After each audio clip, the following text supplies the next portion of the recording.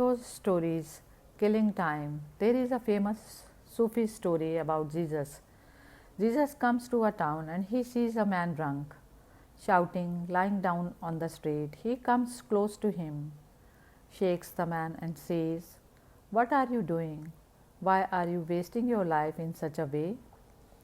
The man opens his eyes and says, "My Lord, I was ill, you cured me. Now what else can I do?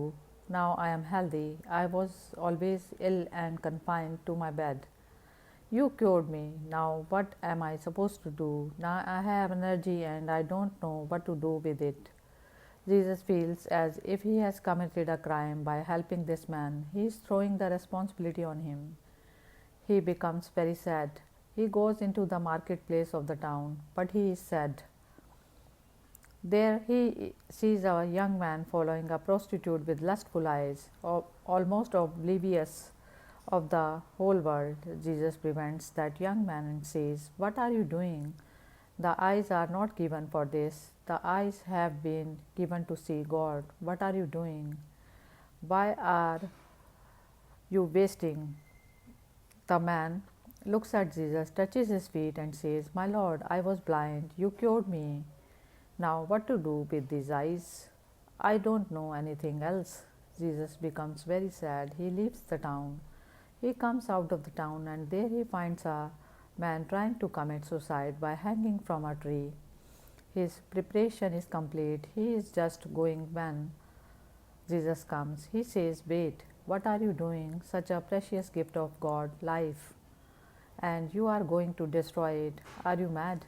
The man looks at Jesus and says, "My Lord, I had died. You resurrected me. Why did you resurrect me? Now I am in trouble. I don't want this life at all. What to do with it?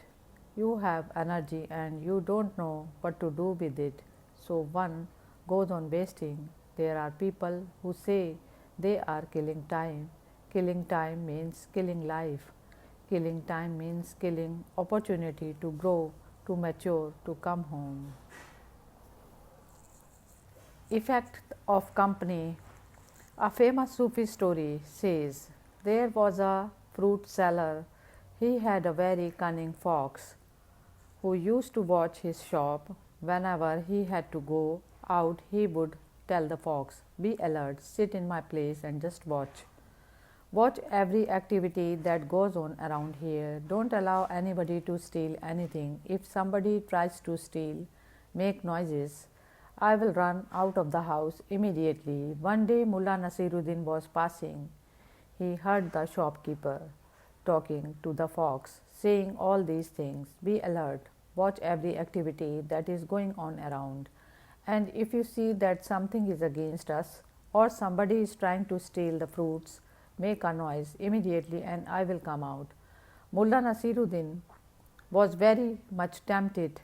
The shopkeeper went in. Nasiruddin sat in front of the shop and just started pretending he was falling asleep. With closed eyes he started dozing. For a moment the poor fox thought, what to do? Should I make a noise? But sleep is not an activity. In fact, it is just the opposite.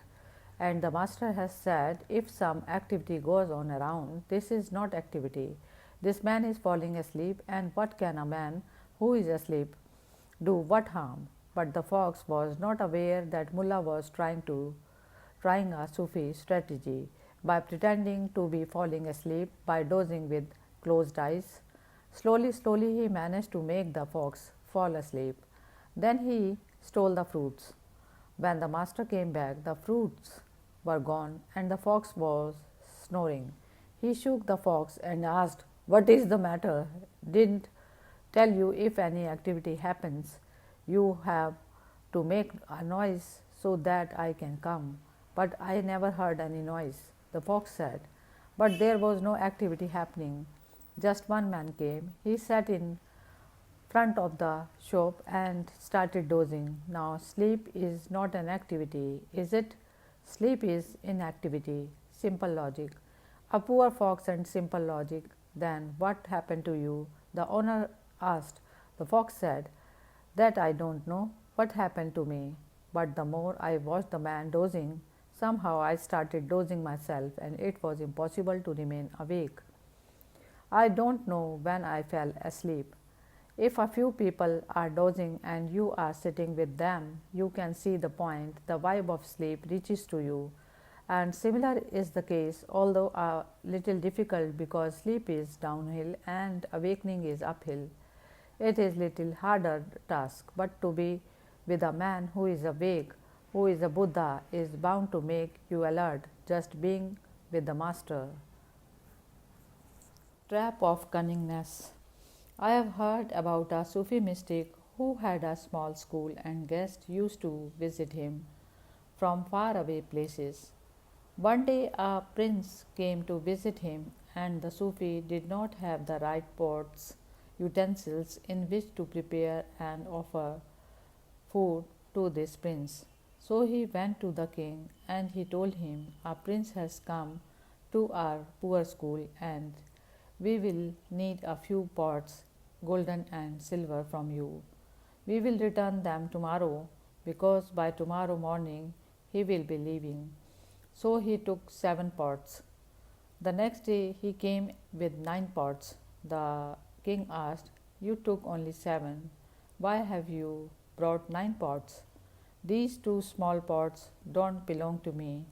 He said, "What can I do? Last night your big pot gave birth to these 2 twins. These are the twins." The king couldn't believe it, could not think that it could happen, but greed overtook him. He said, "What is wrong in it? This man, by some mistake, has brought these pots, so why not accept?" He accepted. He said, "Very good. You are a very honest man. Otherwise, who brings babies? If pots give babies, people keep the babies." After a month, the Sufi came again. He said, "Again the prince has come, and we need more pots because he has brought a few friends also." So he took almost 20 pots. But then he never came for 2, 3 days. The king called him. "What happened? You have not returned." He said, "I am sorry, 10 of them died." Now the king was very mad. He said, "Have you gone mad? How can pots die?" He said, "Just think of that other time. If pots can give birth to babies, why can't they die? So today it was good, but I am not going to accept responsibility because tomorrow it will be bad, and then you will come to me and say, 'Osho, what are you doing to me? It is you and you, only you. Don't throw your responsibilities anywhere.'"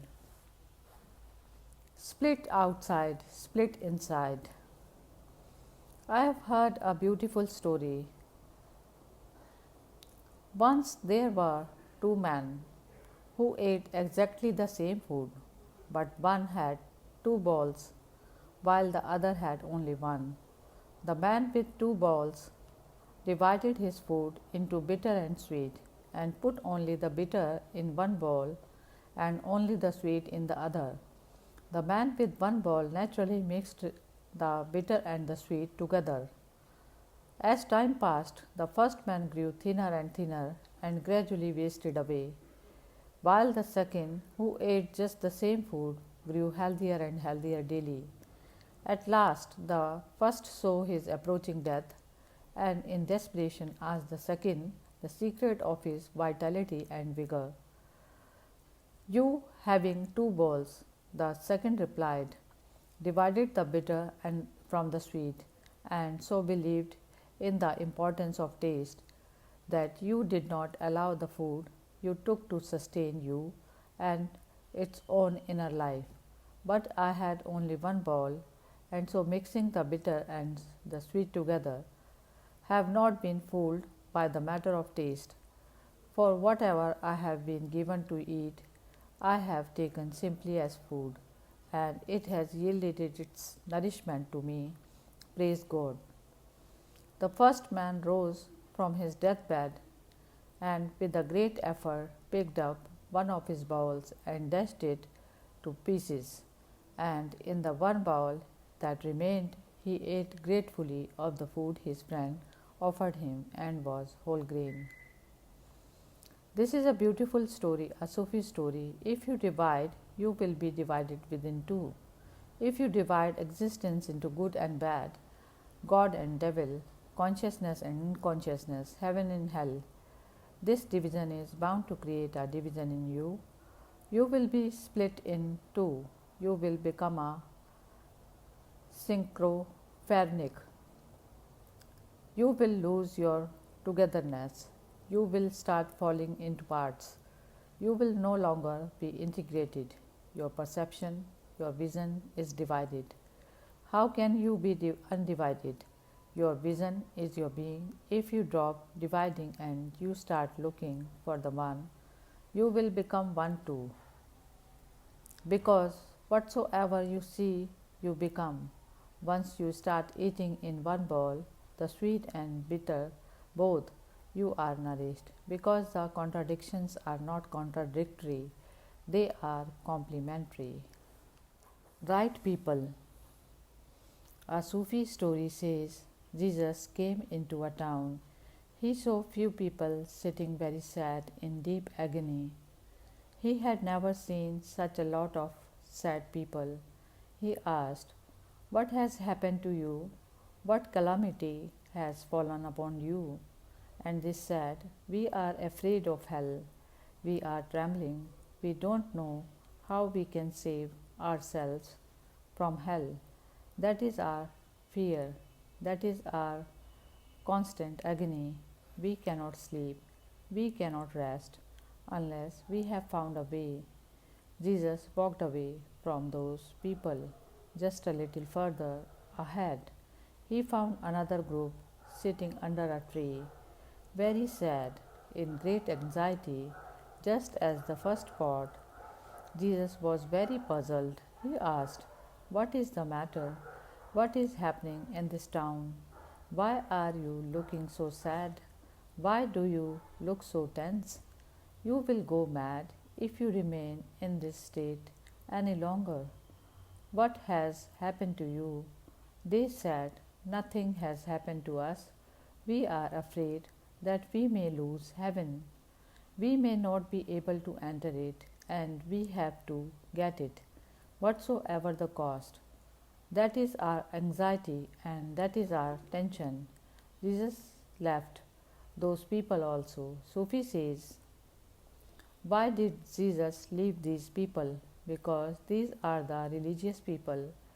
He should have taught them that the way to avoid hell and how to enter heaven, but he simply turned away from them.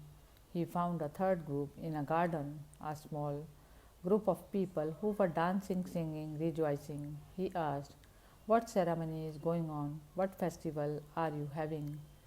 They said, "No special ceremony, just our gratefulness to God, gratefulness for what He has given to us. We were not worthy of it." Jesus said, "To you I will talk, with you I will stay. You are my people." This story is not related to Christians, but the Sufis have a few beautiful stories about Jesus. In fact, they understand Jesus far more deeply than the so called Orthodox Church.